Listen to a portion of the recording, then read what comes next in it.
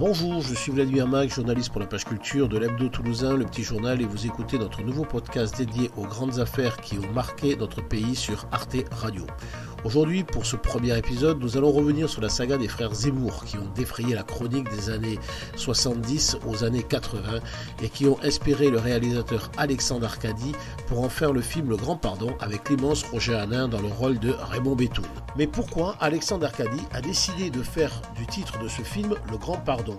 Le commissaire Lucien Aimé-Blanc répond à cette question. Alors les frères Zemmour, ils avaient utilisé à l'époque la guerre des 6 jours parce qu'ils prétendaient qu'ils étaient mandatés par le gouvernement israélien pour recueillir des fonds pour financer la guerre des 6 jours. Bon, voilà. Parce qu'aujourd'hui, chez les Juifs, c'est le Kippour. T'en comptes la chose que tu aimes. C'est le Grand Pardon. C'est le jour du Grand Pardon, aujourd'hui dans le monde entier. Tous les Juifs ils pardonnent à ceux qui leur ont fait du mal. Tous les Juifs. Sauf un. Moi je pardonne pas.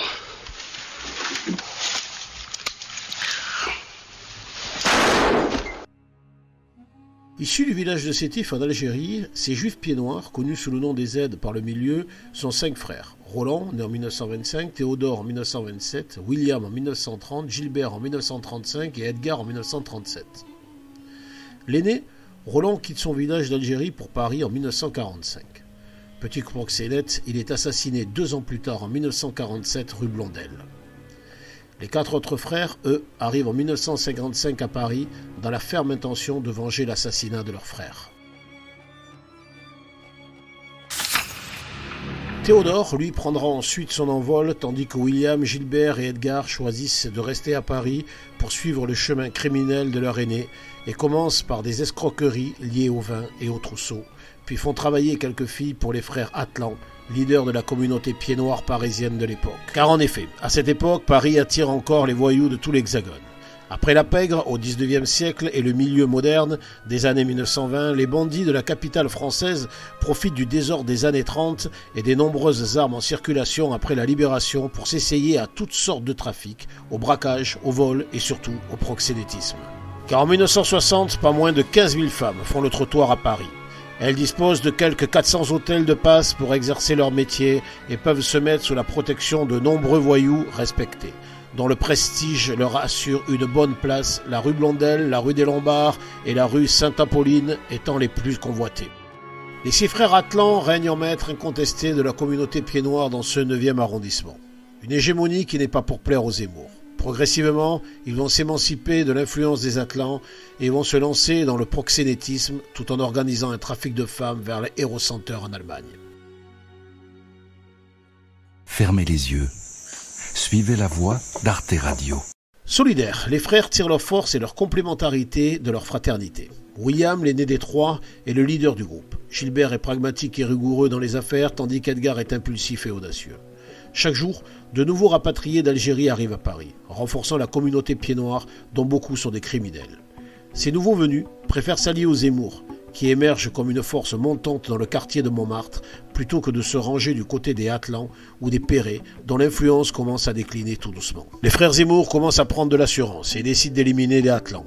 C'est comme cela qu'un 2 octobre 1965, Sion Atlan est abattu dans un café-restaurant par Albert Haroche et Richard Bensadoun au Poussin Bleu, rue Geoffroy-Marie à Paris.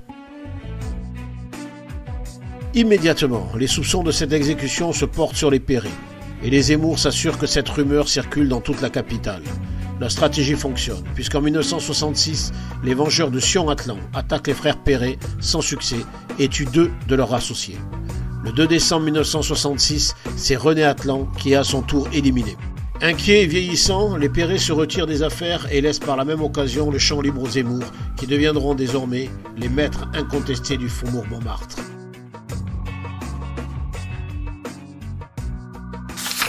Tout doucement, les frères Zemmour deviennent des acteurs majeurs de la prostitution à Paris, contrôlant hôtels de passe, bars et cabarets. Grâce aux bénéfices du proxénétisme, ils investissent encore dans un Eros Center à Francfort et dans l'immobilier parisien. William, marié, lui, mène une vie apparemment rangée tout en dirigeant le clan avec son frère Edgar. Gilbert, lui, souhaite se distancer de la prostitution et de la criminalité et investit dans des entreprises légales, ouvrant un restaurant et détenant des parts dans plusieurs nightclubs parisiens. En 1970, il part au Canada, laissant définitivement derrière lui le monde du crime pour fonder une entreprise immobilière prospère.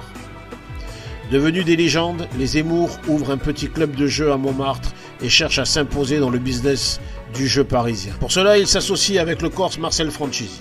En effet, à cette époque, le clan Guérini est en pleine décrépitude et deux Corses tirent les ficelles, Jean-Baptiste Andréani et Marcel Franchisi. En 1967, les Zemmour incitent Franchisi à se débarrasser de Jean-Baptiste Andréani qui était devenu gênant. Entre fin 67 et automne 68, 6 meurtres seront commis. Et finalement, les Zemmour se sépareront du corps de Franchisi. Vous écoutez le podcast des frères Zemmour au Grand Pardon. Les Zemmour ont grandi dans le quartier du Faubourg Montmartre en rackettant pratiquement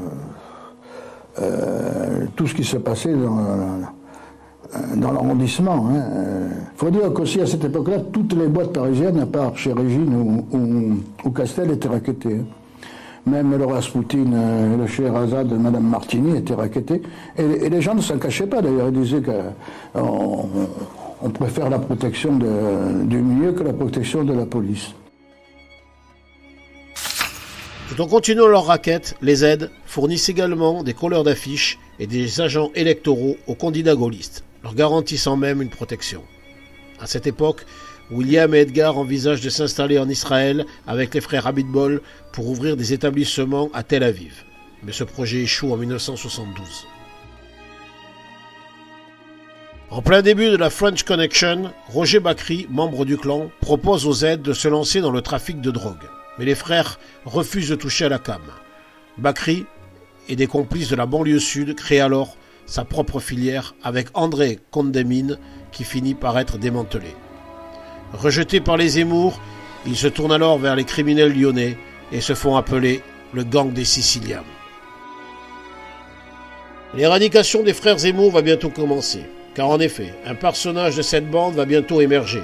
Un certain Marcel Benasser, alias Nénès, alias Bogos. Pris d'affection par un certain Joatia, qui était considéré comme un juge de paix dans le milieu de l'époque, Nénès va s'associer aussi avec Titi Pellepied, auteur du casse de la Société Générale sur l'île Saint-Louis. Mais ce que ne supporte plus Nénès, c'est le racket que font les Zemmour avec un certain Jean-Claude Attali sur les jeux clandestins de Paris des Kabyles. arteradio.com, parcourez le monde sur vos deux oreilles.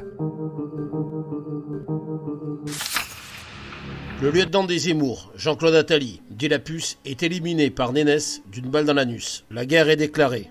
1973, les hostilités débutent. Cette même année, 10 meurtres sont enregistrés. 1974, le fameux Bakri se suicide, tandis que Vella et Gauthier sont abattus en 75 et 76 respectivement. Le 2 février 1975, dans un bar corse de Pigalle, le Laetitia, une fusillade visant les frères Panzani fait 4 blessés et 1 mort. Depuis peu, Benasser et un certain Andrigo, celui que Jacques Imbert, alias Jacques Lemat, avait surnommé Dédé God, après l'avoir descendu à la cave des Trois Canards pour lui donner une correction. Il se vantait en effet d'avoir forcé son intimité avec une bouteille de Perrier. Ce qui le faisait beaucoup rire. D'où ce surnom. Benasser et Gauss se sont lancés dans la reprise d'établissements de nuit. Ils viennent de négocier le rachat du restaurant Le Bœuf sur le Toit. Benasser est abattu 8 mois plus tard dans les sous-sols d'un café, avenue Tuden, à Paris. Andrégo s'en sort bien, il va bénéficier d'un long délai de grâce. Cette même année, le 28 février, William Edgar et 2 amis se retrouvent au bar Le Télème dans le 5e arrondissement de Paris. Ils ont rendez-vous avec un certain Louis d'Auteuil, proxénète notoire, proche du gang des Lyonnais. Mais voilà, ce rendez-vous ne va pas se passer comme prévu. En effet, 18 inspecteurs de police, dont Leclerc et son adjoint Robert Broussard, sont en planque pour arrêter les malfaiteurs. Alertés par l'arrivée des membres de la bande adverse, la police décide d'intervenir. La fusillade qui s'ensuit fait 2 morts, William et son garde du corps Joseph Elbaz. Edgar, lui, est gravement blessé.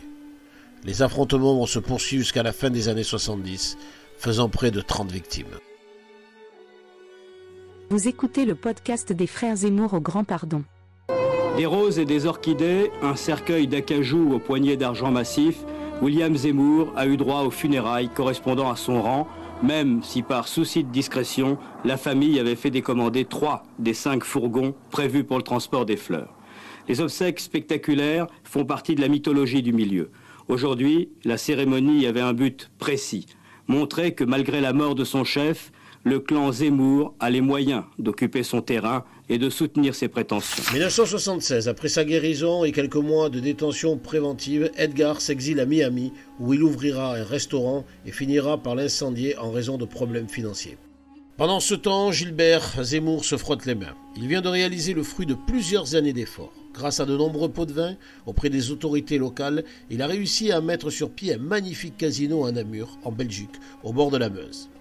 Bien sûr, l'homme n'apparaît pas au grand jour. Officiellement, cet établissement est la propriété du groupe González, détenu par un financier du jeu, Joseph Caïda, et un contrôleur général de la police nationale, récemment retraité, Michel Joseph González. Ce dernier s'y connaît, puisqu'il a longtemps officié aux courses et jeux au ministère de l'Intérieur. Mais ce soir de novembre 1980, rien ne va plus. Ce ne sont pas les joueurs qui flambent, mais le casino. Malgré la présence d'une cinquantaine de pompiers et de nombreux bénévoles, il est détruit aux 2/3. La police belge établit qu'il s'agit d'un incendie criminel et l'enquête s'arrêtera là. En 1983, Edgar revient à Paris dans la ferme intention de récupérer sous la menace $1 million au Corse Marcel Franchisi. Celui-ci ne prend pas les menaces au sérieux.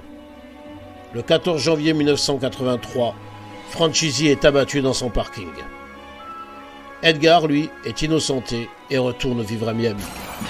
Des hommes au visage fermé ont débarqué de voitures trop luxueuses pour cette région déshéritée. Vêtus de noir, des souliers vernis jusqu'aux lunettes, ils affichent bien haut le deuil de celui dont on ne sait trop s'il était leur patron, leur cousin ou les deux. En fait, il y a bien 2 enterrements aujourd'hui.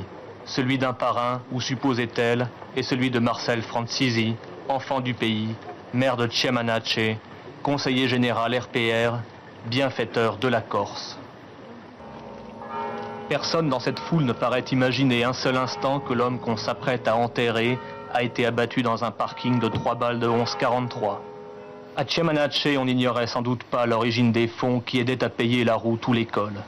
Mais Marcel Franchisi était un véritable Corse, fidèle à son village, à sa famille, à son clan. Chacun sait ici que sa mort ne restera pas impunie. Vous écoutez le podcast des frères Zemmour au Grand Pardon. Et en effet, le 8 avril de cette même année, alors qu'Edgar est tranquillement chez lui à Miami, une balle tirée par un sniper le tue.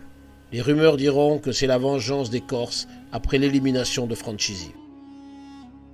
Le 28 juillet de cette même année, vers 5h30 du matin, Gilbert Zemmour, 48 ans, décide de descendre faire faire ses besoins à ses 2 caniches avenue de Ségur dans le 7e arrondissement de Paris. 3 coups de feu retentissent. Gilbert tombe sur le pavé parisien, mettant définitivement fin à la saga. Le mardi 2 août, Gilbert Zemmour est porté en terre par les siens au cimetière parisien de Bagneux, dans le caveau familial de la division 66. Parmi cette fratrie, un seul est passé entre les balles, Théodore André. Mais qu'est-il devenu ? Jacques de Rogier, journaliste à l'Express qui avait travaillé sur la saga des frères Zemmour, avait donné son avis sur la nouvelle vie de Théodore André dans un journal télévisé de France 2 en 1983. Il avait un restaurant aux Baléares au moment de l'affaire du Télème. Il était reparti pour les Baléares d'ailleurs ce jour-là. Et ensuite, je sais qu'il a transporté ses pénates dans les Antilles. Je ne sais pas si c'est les Antilles françaises ou à côté. Peut-être était-il en train de se recycler dans les jeux là-bas. Alertés par le tournage d'un film inspiré de leur parcours criminel, les frères Zemmour avaient tenté de mettre des bâtons dans les roues au réalisateur Alexandre Arcadi. Face à ces menaces, le réalisateur avait trouvé le soutien du ministre de l'Intérieur de l'époque, un certain Gaston Defferre. Grâce à ce dernier, le tournage a pu se dérouler sans encombre et Le Grand Pardon sortira le 27 janvier 1982, rassemblant plus de 2 millions d'entrées au box-office. Moi, je pardonne pas.